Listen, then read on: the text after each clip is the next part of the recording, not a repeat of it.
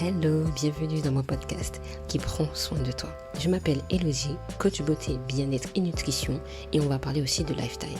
Ma mission est de t'aider à te sublimer même quand tu n'as pas le temps.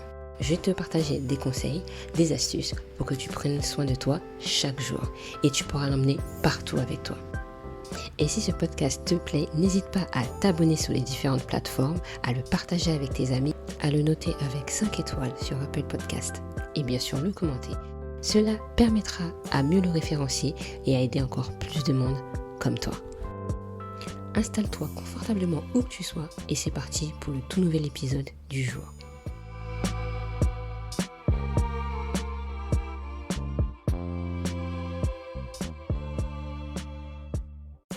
Hello les beauty, j'espère que vous allez bien. Nous voici pour un tout nouvel épisode et aujourd'hui je voulais accueillir dans mon podcast deux femmes qui ont créé la marque Only You et elles sont spécialistes, on va dire, vraiment sur le côté où on a besoin de produits qui va avec nos cheveux. C'est tellement important je pense pour nous et moi je ne connais pas encore tout sur l'étiquetage, les compositions des produits. Donc je me suis dit faire appel à elles. Elles sont venues d'elles-mêmes me proposer de venir dans mon podcast. Et là j'ai dit oui tout de suite parce que je pense qu'on en a tous besoin.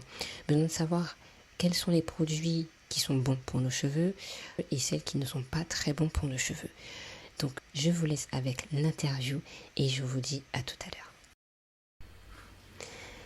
Hello les filles, bienvenue sur mon podcast. Je suis trop contente de vous recevoir sur mon podcast. Coucou Elodie. Comment allez-vous ? Ça va et toi ? Ça va et toi ? Bah ça va, très très bien. Alors, de toute façon, ma communauté vous connaît pas. Donc j'aimerais que vous vous présentez chacune pour que puis on puisse savoir un peu qui vous êtes. Pas de souci. Ok, super. Du coup, je me présente. Moi, je m'appelle Chérine. Je suis cofondatrice de Oi Only You. Pour vous raconter un peu mon parcours, je sors d'études de communication. Donc, j'ai fait une licence tout d'abord. Et j'ai enchaîné sur un master dans le but de travailler dans la publicité. Donc, c'était vraiment ça mon rêve. Je ne me voyais pas me lancer dans l'entrepreneuriat. Et en fait, j'ai rencontré Dalia en master, à ma dernière année de master.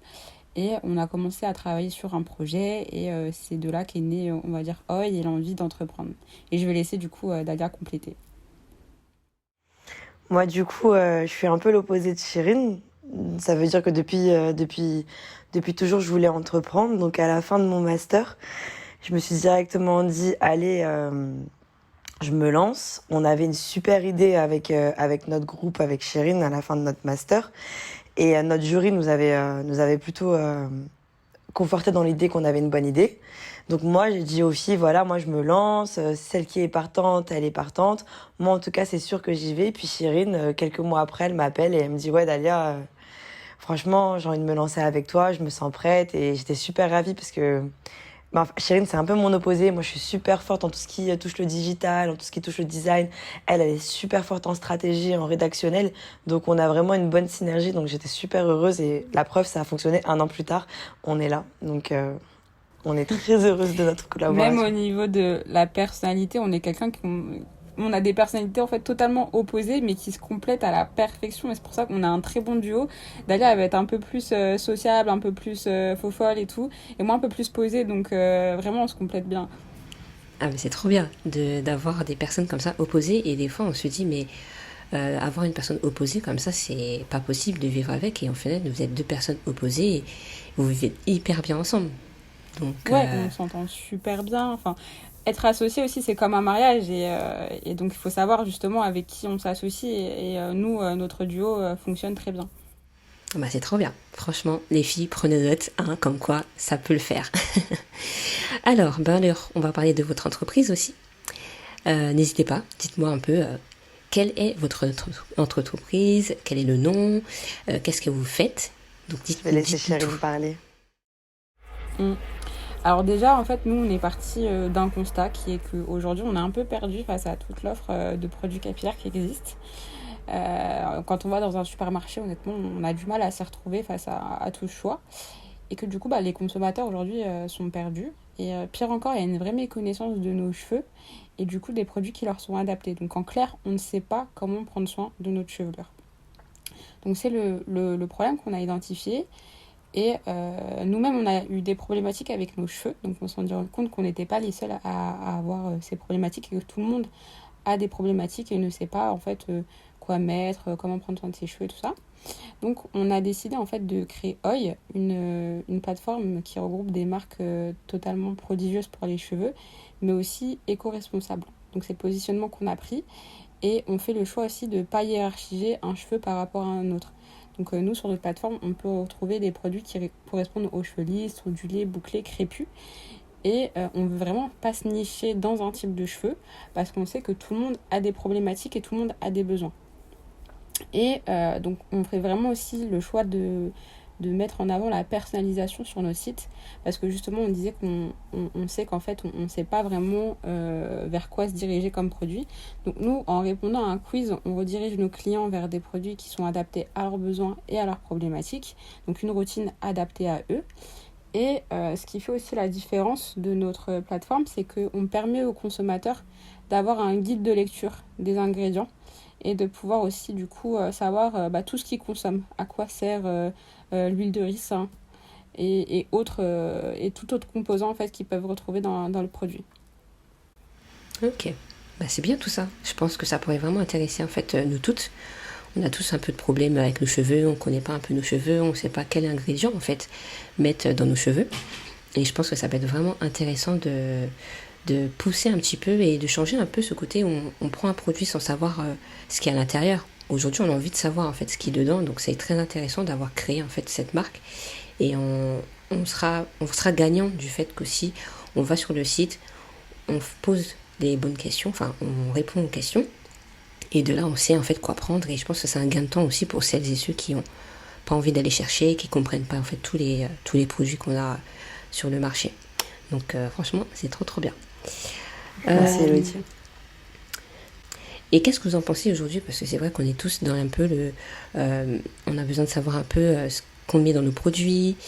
Qu'est-ce que vous en pensez un peu de tout ça, le fait qu'on fasse maintenant un peu attention à nos produits? Quels conseils vous donnez aux personnes pour pouvoir trouver le bon produit pour leurs cheveux et surtout au niveau de l'étiquetage en fait? Faut savoir déjà que c'est une tendance qui est très récente puisqu'avant on prenait en fait nos cosmétiques sans faire attention à ce qu'il y a dedans.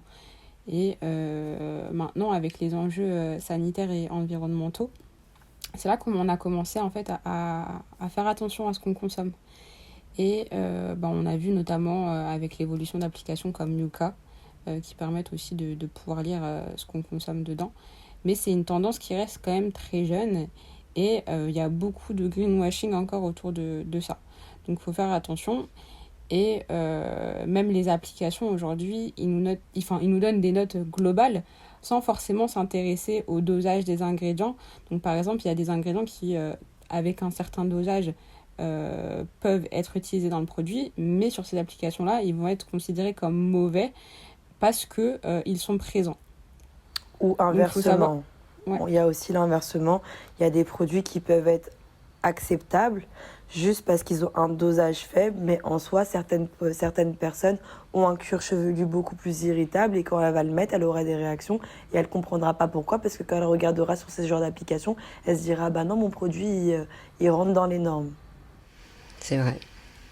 Et ça, on ne prend pas en compte en fait. On se dit, ce produit il est bon. Et cette application, ça a fait un peu le buzz au final de « Ah, on sait maintenant ce qu'on va prendre ». Donc voilà, c'est vrai que c'est... Après, c'est dur d'essayer de comprendre les composants. Déjà, souvent, ils sont écrits en latin.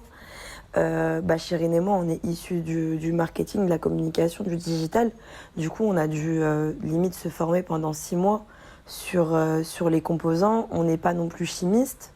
Donc c'est pas facile. Donc une personne lambda qui n'a pas envie de prendre le temps d'essayer de comprendre chaque composant, ce genre d'application c'est quand même bien. On va pas se mentir, mais c'est vrai qu'il y a un réel travail à faire derrière. Parce que c'est pas parce que un produit est dit bio par exemple, il y a certains labels qui prennent en compte seulement 10% de composants issus d'agriculture biologique et au final c'est pas tous les composants qui sont biologiques et pourtant il y a quand même le label bio, mais ça ils le disent pas. Donc nous on prend le produit, on se dit il est bio, Mais non, en fait, il n'est pas forcément bio. En tout cas, pas à 100%. Voilà, c'est ça. Et c'est bien de l'avoir dit parce des fois on se dit c'est bio, c'est bon, c'est parfait et tout. Mais au final, voilà, il y a quand même des couacs. Alors, comment comprendre en fait nos étiquetages? Donc tu as dit que c'était un peu en latin. C'est aussi en anglais. On n'a pas tous ce langage anglais, même latin. Comment le comprendre? Quel est le premier ingrédient qu'on pourrait voir dans un produit déjà? Et qu'est-ce qu'on pourrait bannir tout de suite déjà pour nos cheveux? Alors déjà, l'étiquetage anglais, normalement, en France, il est plus autorisé. Normalement, quand un produit, en tout cas cosmétique, vient en France, l'étiquetage est censé être traduit. C'est rare qu'on va retrouver encore un étiquetage en anglais. En tout cas, étiquetage. Après, les composants, ils peuvent être en anglais ou en latin ou en français. Mais en tout cas, l'étiquetage, il n'est plus autorisé d'être en anglais. Et du coup, par rapport aux composants, vu que c'est dans un ordre, plus le composant est en haut de la liste, plus il est fort en dose. Plus il est en bas, plus il est à faible dose. Ça veut dire qu'il faut toujours regarder le premier composant, ou en tout cas les premiers composants. Si c'est de l'eau, de la glycérine, de l'aloe vera, ça veut dire que c'est quand même un produit, je ne vais pas dire bon, mais en tout cas qui a une bonne composition forte en eau, qui sera un réel émulctant ou un conditionneur, ou qui n'aura pas un réel side effect. Mais si un composant commence directement avec un produit chimique ou issu de la pétrochimie, c'est mort. Ne le regardez même pas, déposez-le gentiment et c'est fini. Mais en tout cas, un produit qui commence avec eau, et la plupart, on va pas se mentir, en tout cas en Europe, la plupart des produits commencent avec de l'eau, de la glycérine ou de l'aloe vera, c'est que la contenance est assez forte en cette composition. Je laisse Chérine me compléter. Non, mais t'as bien résumé. Après, il faut savoir que justement, ça prend beaucoup de temps de savoir ce qu'on le consomme parce qu'il y a beaucoup justement de choses à savoir, d'éléments à prendre en compte. Et même nous, on en apprend tous les jours. On continue d'apprendre sur ce sujet, quoi. Par exemple, on sait que de nos jours, quand on prend un produit qui a écrit sans sulfate, sans parabènes, sans silicone, on se dit c'est cool, il n'y a pas de sulfate. Par exemple, les silicones sont connus pour être qui peuvent être ça étouffe le cheveu en fait. Ça étouffe, étouffe le cheveu, les sulfates ça irrite le cuir chevelu. Et en fait, voilà, vas-y, complète à tout. C'est juste que c'est des perturbateurs. En plus, il y a des perturbateurs endocriniens, etc. Donc, on se dit cool, on évite tout ça. Mais de nos jours, on a trouvé des formules qui sont des dérivés de produits naturels. Par exemple, les quartz, etc. Il y a des quartz issus de végétal et des quartz issus de la pétrochimie. On ne peut pas faire particulièrement la différence sauf si on s'y connaît. Et c'est les alternatives à ça qui sont très polluantes, surtout pour la faune aquatique, par exemple. Donc, il faut quand même faire attention. Juste pour compléter, il faut vraiment faire attention parce qu'il y a des produits qui mettent en avant le fait d'être sans silicone, sans sulfate. Et en fait, quand on regarde les composants, c'est sans silicone, sans sulfate, mais il y a d'autres composants qui sont nocifs pour la santé et pour l'environnement. Donc, il ne faut pas prendre pour argent comptant ces éléments-là. Ouais, qui peuvent être même plus irritables. Pardon, Elodie, désolée. Vas-y, dis-moi, vas-y. Qui peuvent même être plus irritables que les silicones. Hein. Ouais, donc, vraiment... Comme quoi, il faut faire attention. Et je rajouterais même que plus une liste d'ingrédients est courte, mieux c'est. Plus elle est longue, plus on se perd. Alors que si elle est courte, on se dit ok, on arrive vite à faire le tri, c'est plus simple à prendre en compte et à apprendre, même en termes de lecture, une personne qui s'y connaît ou qui s'y connaît pas. Alors que même nous qui commençons à prendre la main, une liste de lecture, une liste d'ingrédients plus longue, du coup on sait déjà qu'il y a beaucoup plus de produits chimiques. Ouais. C'est très bien d'en parler parce que c'est vrai que quand moi je vais en magasin, je vais acheter des produits, on voit écrit sans silicone, on dit c'est bon, le produit est bien et tout. Et au final, ils te mettent juste en avant ce qu'on veut voir, mais pas tout au final. Donc est-ce que c'est pas aussi un moment de pub? On voit qu'on veut tout savoir, on veut vraiment savoir si le produit est bon. Donc c'est un peu le marketing, un peu, on veut inciter les personnes à acheter. Donc c'est vrai que c'est très important Oui, de c'est savoir. exactement ça. Ouais, C'est exactement ça. Ils mettent en fait des éléments clés en avant et toi tu te dis oh super il est sans silicone et tout, bah ça veut dire que c'est un bon produit. Et en fait non, pas du tout. Il y a des perturbateurs endocriniens dedans, il y a des trucs qui sont super polluants. Enfin voilà, ça veut pas dire que c'est un bon produit. ouais, tout à fait. Non, franchement, c'est bien de l'avoir dit parce que même moi, je savais pas. En termes cosmétiques, on appelle ça du greenwashing en fait. C'est le terme D'accord. pour ce type de communication ou ce type d'entreprise qui utilise tout ce qui est, tout ce qui est, on va pas dire que c'est une tendance, mais tout ce qui est plus éthique et plus écologique pour faire de la communication sur ses produits, etc. Et souvent, ce type de marque promue le fait qu'il n'y ait pas de silicone et qu'il y ait pas de parabènes, qu'il n'y ait pas de, euh, de fla- Sulfate. tous ces genres de composants pour qu'au final cacher l'envers du décor. Ouais. Non, c'est bien de le dire, franchement, parce que je pense qu'on est nous toutes à dire bon, bah c'est bon, on va prendre ce produit et c'est réglé, quoi. Mais au final, il y a plein d'autres choses qu'on ne sait pas. Et c'est en parlant avec vous, vous êtes plus professionnel, vous avez beaucoup appris sur ça, on peut se dire ok, voilà, quels produits sont un peu mieux, on va décortiquer un petit peu plus nos produits, ça c'est vraiment, vraiment bien. Et en parlant de label, la différence avec une personne qui a un label et qui n'a pas de label, est-ce que ça joue aussi sur ça? Parce que je sais qu'un label, ça coûte énormément cher.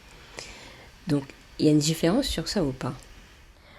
En fait, on a un peu notre avis sur cette question parce qu'en soi, un label, comme on a expliqué tout à l'heure, par exemple, un label bio, il peut y avoir seulement 10% issu de l'agriculture biologique et on te dit que le produit est bio. On peut avoir un label vegan. Il y a des produits qui sont vegan, par exemple. Il y a un produit qui peut être totalement vegan, mais vegan ne veut pas dire qu'il n'y aura pas de produits chimiques. Ou pas, ou encore une fois, nous on vend que des produits cruelty free, ça veut dire qu'il y a certaines marques qui, mais pas seulement en Europe, parce qu'en Europe, tous les produits sont déjà cruelty free. On fait en sorte aussi que les produits qu'on choisit ne testent pas sur les animaux aussi dans les autres pays. Ben, du coup, ce label, en France, il n'a pas trop de valeur, par exemple, parce que les produits sont déjà cruelty free. Donc nous, on fait la recherche dans les autres pays.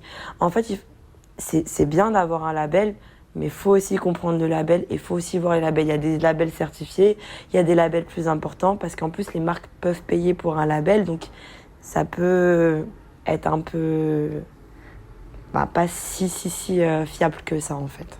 Ouais, c'est vrai. Alors, Ouais, vas-y, dis-moi, vas-y. ouais, je voulais insister sur le fait que, comme disait Dalia, il y a des labels, voilà, le produit est vegan. Donc tu te dis, ah super, il est vegan, il n'y a pas de produit d'origine animale dedans. Mais en contrepartie, tu retrouves plein d'ingrédients qui sont super polluants. Et c'est un peu contradictoire. Mais encore une fois, le client, il voit vegan, il se dit, ah super, c'est un bon produit, c'est un produit éthique. Et ben non, pas forcément. Donc il faut vraiment faire attention. Et il faut faire la différence entre un produit vegan, un produit végétal, même si un produit végétal, c'est naturellement issu d'un produit de produits naturels. En fait, il y a plein de petits termes comme ça qui peuvent embrouiller et après, ça, je dirais pas que c'est du greenwashing, on va pas dire que tout est greenwashing, mais on va dire que les marques savent jouer sur les mots. Donc Bah, surtout faut aujourd'hui. surtout aujourd'hui. Ouais. Surtout avec ce genre de termes. Voilà, c'est ça. Dès qu'on voit vegan à la télé ou peu importe, on se dit ah ouais, c'est bon. Mais alors, est-ce que vous avez des définitions pour ces petits mots qu'on a dit aujourd'hui? Vegan, label, bio. Voir un petit peu la différence. J'aimerais bien un petit peu savoir un petit peu la différence par exemple, entre le bio et le vegan. Voilà, dites-nous un petit peu ces définitions. Un produit vegan, c'est un produit qui n'est censé avoir aucun ingrédient issu d'un animal. Ça veut dire que même le miel, parce que c'est issu des abeilles, vraiment rien. Il peut y avoir de la glycérine végétale comme il peut y avoir de la glycérine animale. Là, pour le coup, ça veut dire que ce produit aura de la glycérine végétale. Faut faire attention parce que, par exemple, un produit peut dire qu'il est à 99% végétal. Souvent, les 1%, c'est parce qu'il va y avoir un petit peu de miel ou quelque chose comme ça. Donc, faut vraiment regarder. Donc ça, c'est pour le produit vegan. Pour un produit végétal, c'est pour un produit plutôt bio. D'abord, c'est souvent un produit qui utilise des produits naturels issus de l'agriculture du coup biologique, bio. Donc souvent des bons produits, mais bon, encore une fois, ça, c'est pas tous les labels bio qui garantissent que ça veut dire que toute la composition du produit provient d'une agriculture bio, surtout que de nos jours, en France, c'est plutôt cher. Un produit qui est issu d'une agriculture bio, la preuve, rien que nous, quand on achète du bio en magasin, ça coûte cher. Donc imaginez un produit issu de composants bio, c'est encore plus cher. Et ensuite, un produit végétal. Je laisse Chérine prendre la main du coup. Du coup, c'est Dalia qui s'y connaît plus, en tout cas sur ce domaine-là. Mais oui, effectivement, donc un produit bio, c'est de l'agriculture biologique. Et un produit végétal, du coup, c'est c'est des composants végétaux. Voilà. Donc, il faut bien faire la différence entre ces trois appellations. Ah, c'est vrai que c'est intéressant de savoir aussi ça, et on peut voir le pour et le contre, parce qu'il y a des personnes qui sont véganes, qui savent même pas qu'il y a des produits de cheveux aussi qui sont pas véganes ou pas, donc c'est intéressant de savoir tout ça. Quand on est en magasin, comment repérer les produits qui sont bien pour les cheveux? Et on l'a vu un petit peu tout à l'heure, mais si tu as un petit plus, comment dire, bon, ce produit il est bon, ce produit n'est pas bon, parce qu'il y a énormément de produits, on ne sait même pas où se donner la tête.